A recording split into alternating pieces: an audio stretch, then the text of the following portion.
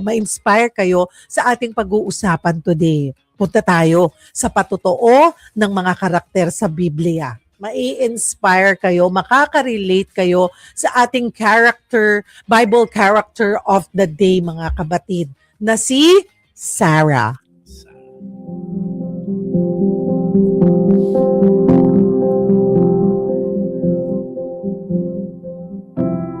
Mahalaga pong babae si Sarah sa kwento ng pananampalataya sa Biblia, mga kapatid. Matatagpuan sa libro ng Genesis ang kwento ni Sarah, asawa ni Abraham.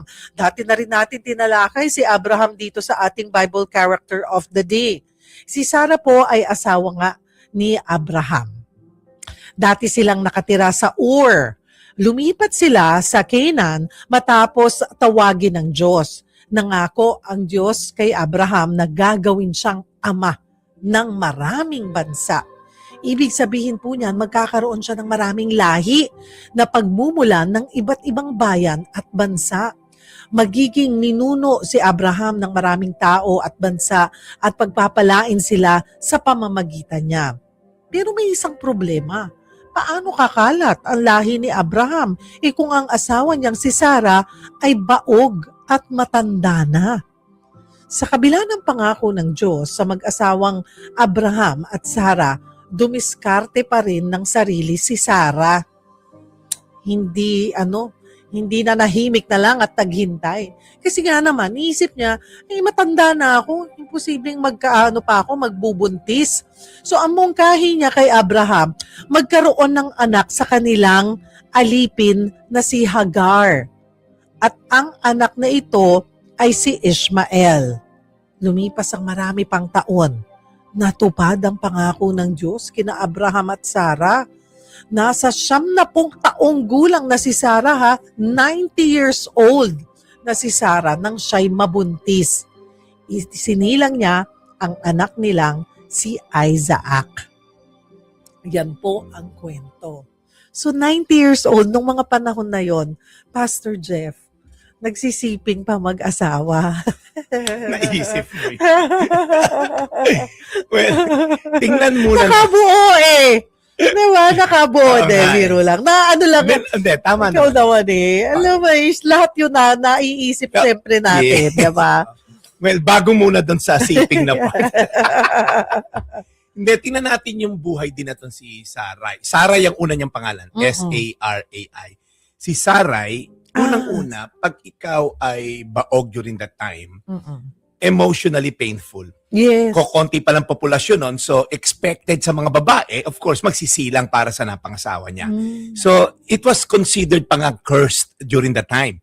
Kasi children are blessing from the Lord. So, nung mga panahon na yun, nung kultura nila, pag di mo mabigyan ng anak yung asawa mo, you're a woman who is cursed by God. Ganon. So, kung tayo po ay pupunta sa panahon na yon, parang emotionally painful, socially shameful. Nako, Sarah, kailan mabibigyan ng kami ng apo? Doon sabihin ng magulang na sila Haran, di ba?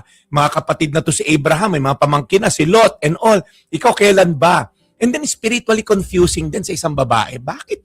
Sinumpa ba ako ng Diyos? Ba't hindi ako magkaanak? So yung struggle niya, hindi lang biological, nandun sa level na emotional, relational. Parang kung titinan mo, sige, mag-anak ka na lang sa iba para matuloy lahi mo. Diba? Kasi ang yaman ni Abraham. Oo. To the point na pinush niya pa yung sarili niyang asawa na makipagtalik sa iba. Now, again, this happened. Si Abraham naman, umuo agad. Hindi, Okay, explain sorry. ko to. Talaga to si Ate Cheryl. Mainit ang ating talakayan, lulis na lulis. Okay, explain ko muna sa mga modern day hearer na katulad natin. This was almost 3,000 years ago na nangyari to. So mind you, Cheryl, yung surrogacy na ngayon, di ba, pag di ka magkaanak, tapos gusto mong magkaanak ng sarili mo, so yung egg cell mo, bibigay mo sa isang donor, di ba? So hindi mo asawa. Surrogacy tawag doon. Walang nangyaring pagkatali kasi may medical advancement na. Same thing nung unang panahon. May mga nahukay na mga Mesopotamia edict or rule nung unang panahon. Nahukay ito nung unang panahon, ha? Nahukay ito na nagsasabi dahil property ang mga servant, pwedeng makipagtalik yung amo, ibibigay nung among babae, yung magiging anak ay pag-aari ng babaeng hindi magkaanak. So it's a legal, accepted norm nung panahon na yon. Oo. Culturally, legal yon. Pero again, hindi sinabing legal sa culture, tinanggap ng Diyos. Ng Diyos, Hindi oo. yon nararapat sa mata ng Diyos. Mhm. Dahil pinangunahan po nila ang Diyos at tayo po ngayon ay may nagkaroon ng mga Arab countries because of si Ishmael, yun ang ninuno. So yung rift between the Christian, the Jews, and mga Arab countries, dito nagsimula dahil si Sarah ay in a way nainip.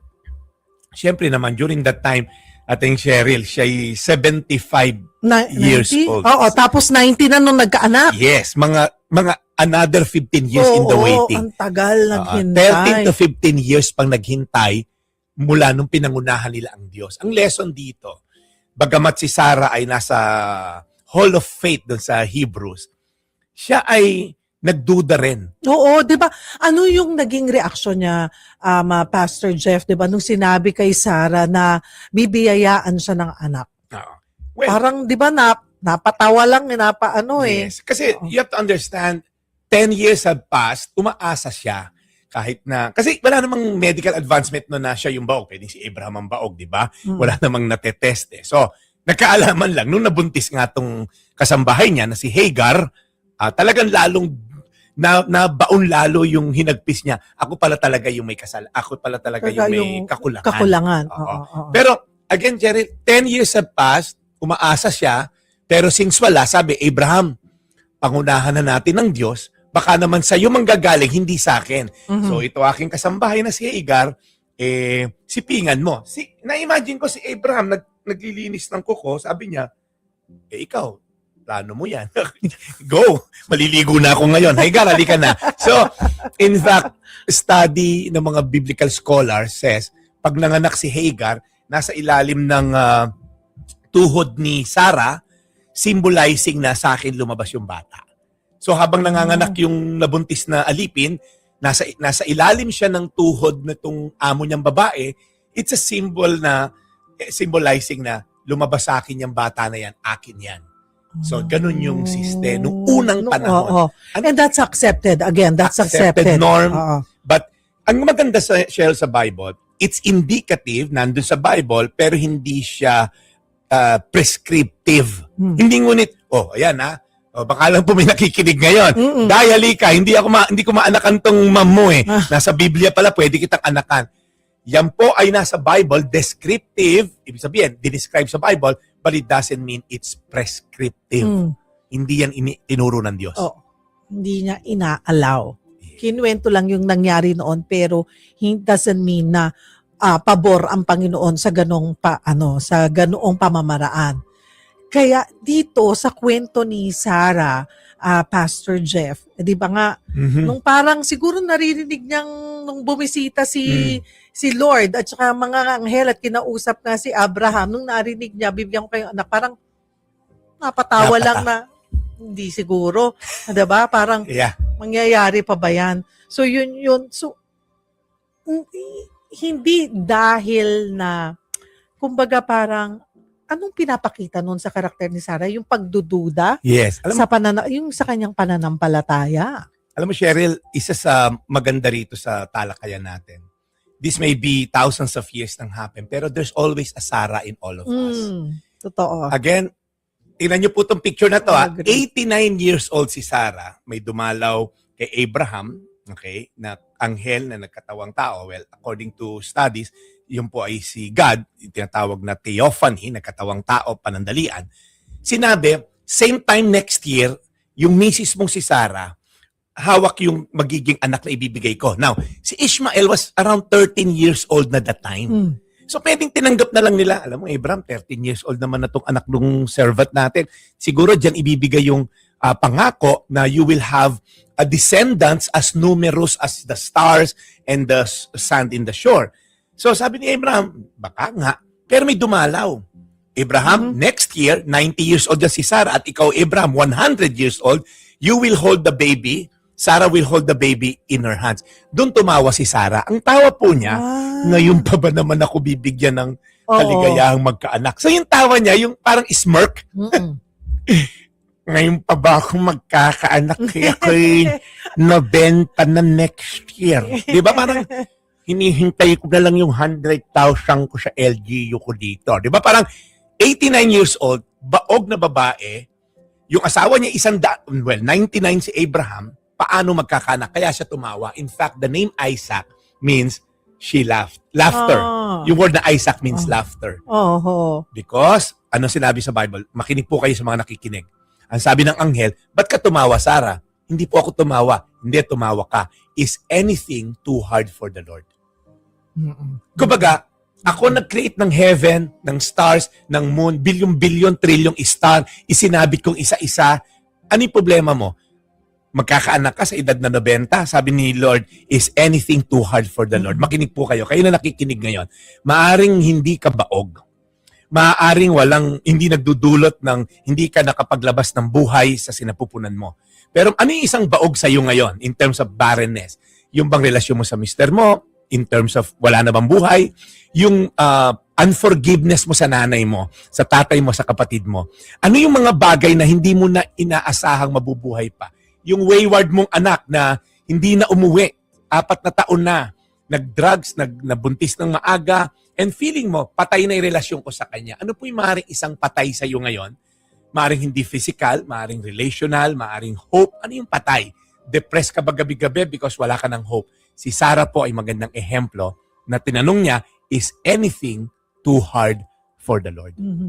Mayroon bang anumang bagay na napakahirap sa Panginoon? Grabe, no? Kasi, alam mo, Ateng, the following year, eto, dito na papasok yung tanong mo kanina. Okay? The following year, may hawak si Sarah na bata na nanggaling sa sinapupunan niya. Now, ini-imagine ko nung pag-alis ng anghel. 99 at 89 na mag-asawa. Or, paano ba yung Sarah? Paano ba natin Naniniwala gagawin ka to? bang next year may anak na tayo? Sabi ni Sarah, ito maliligo na nga ako. Kasi, and then you have to give credit kay Sarah, ha? Kasi, tama si Ating Sherit, paano mabubuang isang bata kung wala nagsiping? Oo. Naniwala sila. Uh-huh. Kasi pwede sinabi ni Sarah, tigilan mo yung kalokohan mo, ha? Oo. 100 taong ka na, Oo. next year, Tigil magse-celebrate ka nga. tayo. Mhm. Kukunin natin yung 100,000 mo sa LGU. Kumbaga, pwedeng tinalikuran nila yung pangako at sinabing, tigilan na natin to, 13 years old naman na tong anak mong isang si Ismael, dyan na lang tayo umasa. But he is not the son of a promise. Alam mo, the following year, si Sarah may hawak na bata. At sabi niya, the Lord, he laughed. Kaya pinangalanan niyang, Isaac. gabi, no? At sabi nga, ang ganda nung sinabi mo kanina, Pastor Jeff, na lahat tayo ay may Sarah sa atin. Yep. At Nagdududa. one point, 'di ba? So, ano yung mga takeaway? Pag-usapan natin yung mga takeaway ng kwento ni Sarah, yung pwede nating matutunan na sa kanyang kwento, sa kwento ni Sarah, no? Na isa doon siguro yung normal ang magduda. It's very human. Minsan, no? Yeah. Very human na magduda tayo minsan. Hindi perpekto ang pananampalataya, pero mahalaga yung pagpili na magtiwala pa rin sa huli. Hanggang huli. Natetest talaga tayo. Nangyayari yon. Sa ang tendency, ating Cheryl, pagka na-test tayo, dumidiskarte tayo. Tinutulungan natin si Lord. Tinulungan nila si Lord eh. Lord, baka kasi ang tagal na eh. Inunahan. Oo, ito na lang yung kasambahay ko. Total, legally, culturally accepted to, surrogacy to, o Abraham. So may mga bagay po na labag sa kaluguran ng Diyos, labag sa kanyang will and ways, pinapangunahan natin. Baka naman gusto tayo i-bless ni Lord sa negosyo, pero ang tagal eh. O sige, sumabay na tayo sa laban ng iba. Mag-under the table na rin tayo sa bidding. Mag-SOP na rin kayo. Mag-SOP na rin tayo sa mga bidding. So, yung culturally or business side na to, legal na yan eh. Tinatanggap na yan ng mga tao doon. Kalakaran na yan. So, pagka po tayo dumiskarte, yan ang nangyayari. May mga Ishmael na lalabas sa atin. Magiging problema later on, up until now. Almost 3,000 years ago to, hanggang ngayon pinag-uusapan pa natin. Yes. Isa pa, I think, na lesson na pwede po nating makuha dito sa kwento na itinuro ng kwento ni Sarah ay yung may tamang panahon ng Panginoon. Matagal yung paghihintay kasi ni Sarah, di ba? Pero hindi huli ang Diyos. Amen. Nasa tamang panahon palagi. Timing. And then ang imposible sa tao ay posible sa Diyos. Kasi nga, diba, 90 years old na. Akalain mo, boom! Yeah. Nakabuo sila talaga ni Abraham. Yes. Buno. So yan po yung ilan sa mga pwede nating mabaon na aral mula sa kwento ni Sarah. Pastor Yeah. Jeff. Saka you have to understand po, no, kung gaano ka-importante na si Sarah yung mga anak. Kasi po si Sarah, nagsimula po yung anak nila kay kay Isaac, and then si Jacob. So Abraham, Isaac, Jacob. Yan yung patriarch na sinimulan po ng linya ni Jesus. Kung hindi nagtiwala si Sarah, alright, yung pong linya ni Jesus ay maaaring gamitin ni Lord ng ibang tao. But then again, we have to give credit sa mag-asawa because of that, yung plano ni Lord na ipanganak ang kanyang anak through the lineage na itong si Abraham at si Sarah ay nangyari po. Kaya napakalaki. Almost 4,000 years ago nangyari to. 1,800 BC sila nabuhay. Pastor Jeff, putahan natin yung buhay mag-asawa. Hindi natin may kakaila. May mga mag-asawa na matagal na naghihintay. Yes. No? Kung bibiyayaan sila or hindi. Ano yung pwedeng iiwan natin sa kanila na pangako ng Diyos? Kasi hindi naman literal na dadating ulit dyan ang mga anghel at ang Panginoon, hindi ba, mga kapatid? Yeah. Nandun yung merong umaasa pa rin. Yes. Yun ang pangako ng Diyos kay Abraham at Sarah. Yeah. But maybe it's not for everyone. Correct. So ano yung pwede mong... Kasi minsan, it's easier para sa mag-asawa na maghiwalay dahil naman tayo anak. Gusto nung isa ng anak. Pero mapanatili pa rin na strong yung kanilang marriage. Well, alam niyo po, totoo yan. It's the reality of life na hindi lahat ng mag-asawa na biyayaan ng anak. But then again, my hope and prayer, hindi kayo nag-asawa for the mere purpose na magkaanak. Kasi kung ganon, alamin mo muna, baog-gabaw, hindi. Kasi kung hindi kita papakasalan. Alam ko na kaya kayo nagpangasawahang mag-asawa, okay? Of course, may hope at may dream na magkaanak, pero I hope na mahal mo yung babae for whatever reason. Okay? At pangalawa, hindi po nasusukat sa anak na magkaanak ang blessing ng Diyos. Kasi minsan, may mga taong nagkaanak, yung pa yung naging source ng sakit ng ulo. So, ang point ko lang, hindi ngunit may anak, blessed ni Lord, at hindi ngunit walang anak, ay curse ni Lord. So, siguro po, lalo natin palalimin yung pananampalataya natin sa Diyos. Kasi po, doon tayo magkakaroon ng contentment. Hindi anak ang magbibigay sa atin ng fulfillment or contentment. Kasi baka ma-divert ang ating focus na kung may anak lang ako, mas masaya ako. Well, pag may Diyos ka, doon ka masaya. Pag may relasyon ka sa Diyos, doon ka dapat magkaroon ng fulfillment at satisfaction. At kung dumating, praise God. Kung wala, blessed be the name of the Lord. Yan ang sinabi ni Job na sa isang bagsak, yung 10 anak niya namatay in the same day. Sabi niya, the Lord gives, the Lord takes. But blessed be the name of the Lord. Siguro, ang payo ko sa mag-asawa, lalo niyong paigtingin yung inyong intimacy, inyong exclusivity. Huwag niyong hayaan na, wala, hindi mo bigyan anak, hanap ako sa iba. Hindi po maganda magiging ending. Pagka sinira niyo, what God has joined, let not man separate. Amen.